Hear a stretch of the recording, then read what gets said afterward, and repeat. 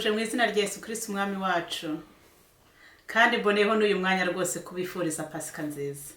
Pasika nziza kuri twese, pasika nziza kuri twese twiyemeje uru rugendo rwacu rwo kugana mu gihugu cyo mu ijuru. Amen.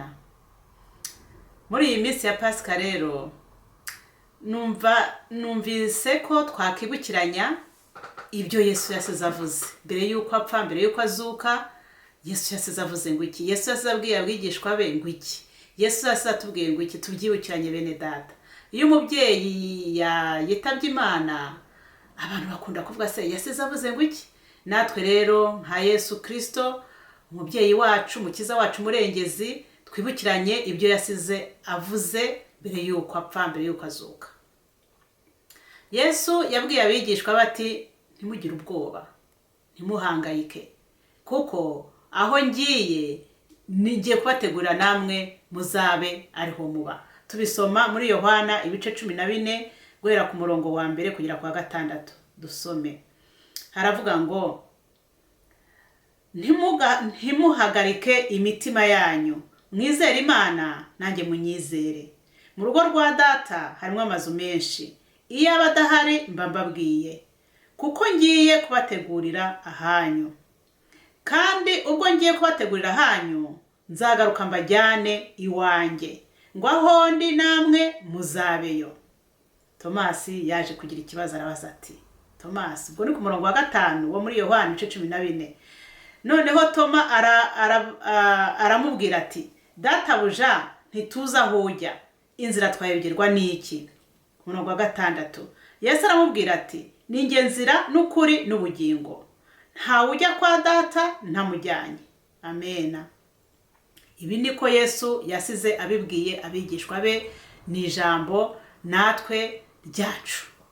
Mbere yuko rero twinjira mu muzi by'ukuri, tubanze dusenga Imana. Mana yacu, Mana igira neza, ndagushimye cyane mwami, kutagiye gutyo gusa ngo ugende, ahubwo wasize usezeye, urababwira uti ntago mbasize, nzagaruka mbajyane, kugira ngo aho ndi namwe muzabeyo. Ni ijambo ryacu. Mwami wacu, dusobanurire, utwigishe, kugira ngo tumenye dusobanukirwe neza n'icyo washakaga kutubwira. Urakoze Mwuka Wera, ko ari we mwigisha wacu mukuru. Bisenze nizeye mu izina rya Yesu Kristo umwami wacu. Amen. Imana ishimwe cyane.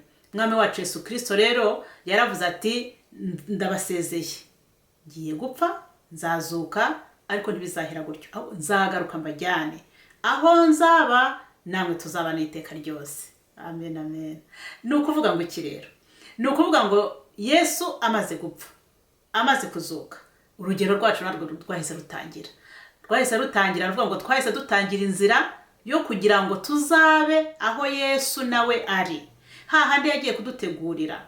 Urugendo rwacu rwari rutangiye uwo munsi. Kuva Yesu yazuka, twahise dutangira urugendo rugana i Siyoni, urugendo rugana mu ijuru. Abamwizeye, abamwemeye nk'umukiza n'umucunguzi wabo, turi mu rugendo. Uru rugendo rero turimo, navuze nti nagereranya nk'umuhanda. Aya madini yacu tujyamo, aya madini aho usengera nanjye aho nsengera, ntabwo nabisomye muri Bibiliya, ariko nge numvise ko nabigereranya n'umuhanda. Impamvu navuze ngo ndabivuga nk'umuhanda, nuko dufite irindi jambo dukoresha rwitwa inzira. Ndagira ngo tutabyitiranya, kuko umuhanda ni umuhanda ugendwamo n'abantu benshi, umuhanda uragutse, umuhanda ni nyabagendwa. Ariko inzira, iyo tuvuze ngo inzira ikunze kuba ari ngufi, ari ntoya, yegeranye, ifunganye, nkuko ijambo ry'Imana ritubwira ngo Yesu niwe nzira. Ntabwo rero nshaka ko twabyitiranya, kuko aya madini yacu ngene yagereranije n'imihanda, kuko inzira iba mu mutima w'umuntu. Ijambo ry'Imana ribitubwira hano muri Zaburi 84 umurongo wa 6, aratubwira ngo hahirwa umuntu ugufite mu imbaraga, hahirwa abafite imitima, hahirwa abafite mu mitima inzira zigana i Siyoni. Inzira iba mu mutima wanjye, inzira igana i Siyoni iba mu mutima wawe. Ariko mu muhanda tugendamo twese, ntushobora kumenya umuntu ufite inzira zigana i Siyoni mu mutima we, oya, kereka imbuto nizo zitumenyesha.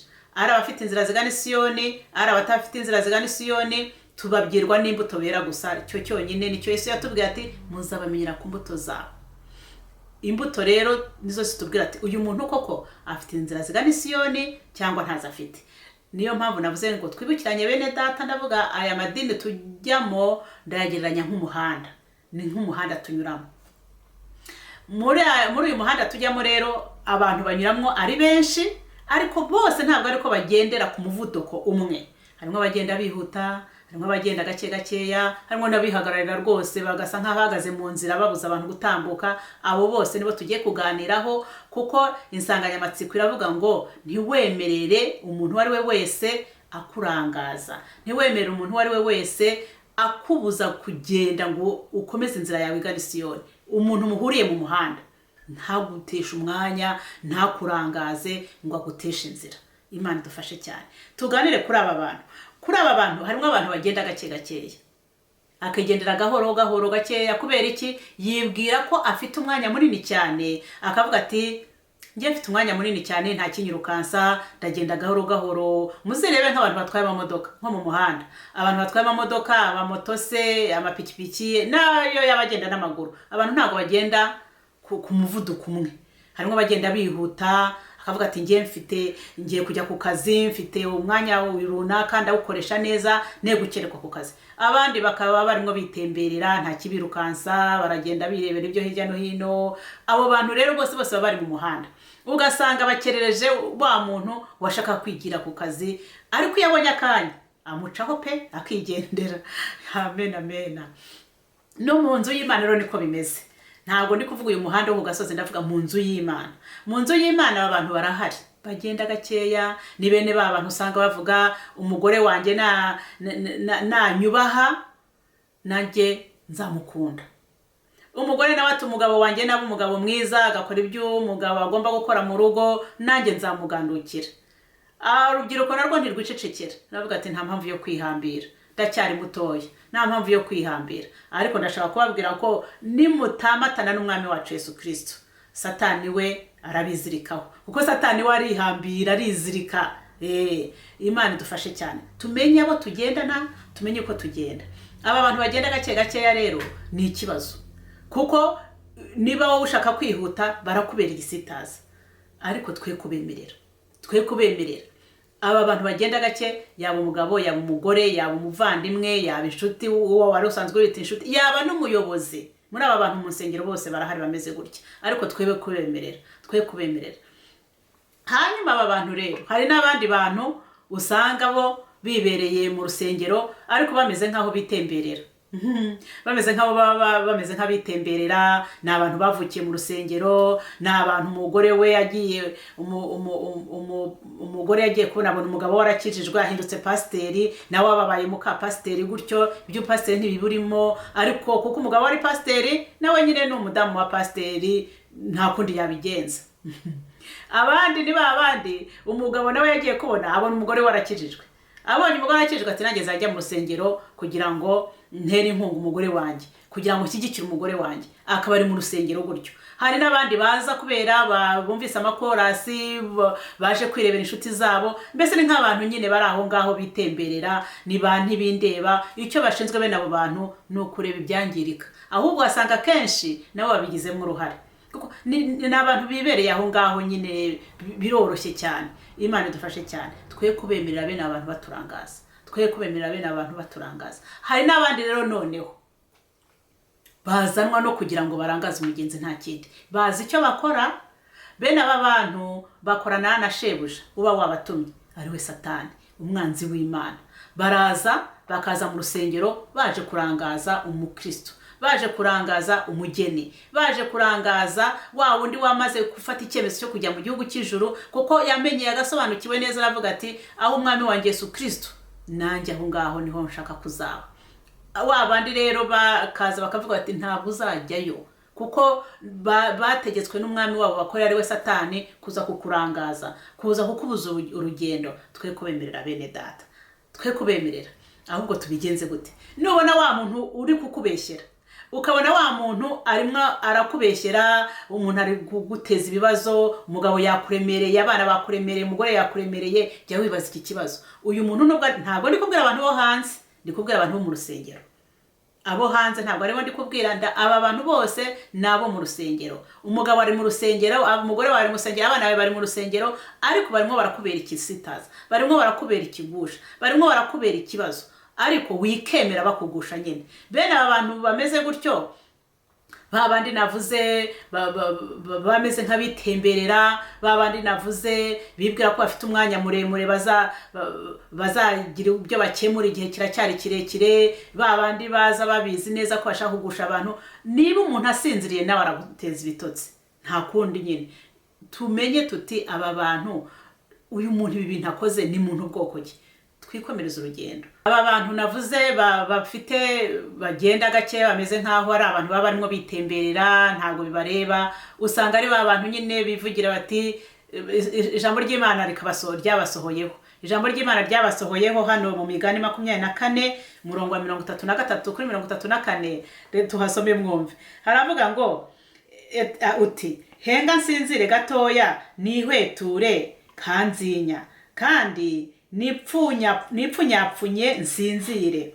Uku niko ubukene buzagufata nk'umwambuzi, n'ubutindi bukagutera nk'ingabo. Aba bantu baravuga ati reka niryamire, reka nisinzirire. Niba afite ibitotsi nawe arabigutera. Nukomeza kumuba hafi, nukomeza kwishinga ibyarimo, aragututse nawe uramusubije, arakwanze nawe uramwanze. Harimo abantu wigeze kumbwira ati ngiye uriya sinjya nibuka ko anabaho. Uriya nta nubwo njya nibuka ko abaho, njya numva ko abaho ari uko bavuze izina rye. Avuga se ujye umusengera? Reka da, ntabwo nta mpano ngira yo gusengera abantu. Naramubwiye nti uyu muntu waguhemukiye, uyu muntu ufiteho ikibazo, icyakugirira neza nuko wajya umusengera, ahubwo gerageza no kujya umusengera uvuga mu izina rye. Avuga ati iyo mpano ntayo ngira yo gusenga mvuga abantu mu mazina. Avuga noneho uyige, uyisabe Imana yiguhe, kuko niba uyu muntu yaraguhemukiye ukumva mukuye mu mutwe wawe, nawe nuvuga ngo uramwanga. Ntabwo umuntu waguhemukiye wavuga ngo uramukura mu mutwe byemere utamubabariye ngo bishoboke. Oya, ahubwo wowe ujye umusengera, ahubwo ugerageza no kumuvuga mu izina, niba uzabona umugisha. Imana idufashe cyane. Hanyuma abandi bantu twavuze ni bariya abantu baza guhagarara mu nzira, ariko abo bose twe kwemera badutesha inzira. Ahubwo umenye uwo uriwe, uri muntu ki. Uwo uriwe rero wowe nuko amaramarije kujya i Siyoni, nuko amamarije kujya mu ijuru. Ijambo ry'Abefeso, ubwo ndimo ndarangiza, turangize. Ijambo ry'Abefeso ibice 5 kuri 15-16 haravuga ngo nuko mwirinde cyane uko mugenda, mutagenda nk'abatagira ubwenge, ahubwo mugende nk'abanyabwenge, mucunguze uburyo umwete, kuko iminsi ari mibi. Ngo nuko ntimukabe abapfu, ahubwo mumenye icyo umwami ashaka. Turimo turarangiza bene data. Mu kurangiza no kuvuga ngo umenye uwo uriwe, wa mudamu we, wa mugore we, we kuvuga ngo urahima umugabo wawe. Umugabo wawe niba yagize intege nkeya akaba yaguhima, nawe wimuhima. Abagore barahimana, ariko niba umuhimye are kugukerereza kubusa, ahubwo wewe wari ukwiye kumusengera, ugasenga na yawe. Ababyeyi nimba abana babateje ibibazo, senga y'abana bawe, usenge na yawe. Niba umuyobozi ukuyoboye mu rusengero ari kugutesha ibibazo, senga y'uwo muyobozi, usenge na yawe. Niko biba bigomba kugenda. Aba bantu barahangaha mu nzu y'Imana, ariko aho ubundi abantu bafite inzira zigana Siyoni mu mitima yabo, ntabwo ubundi bakwiye gukomanya amahembe.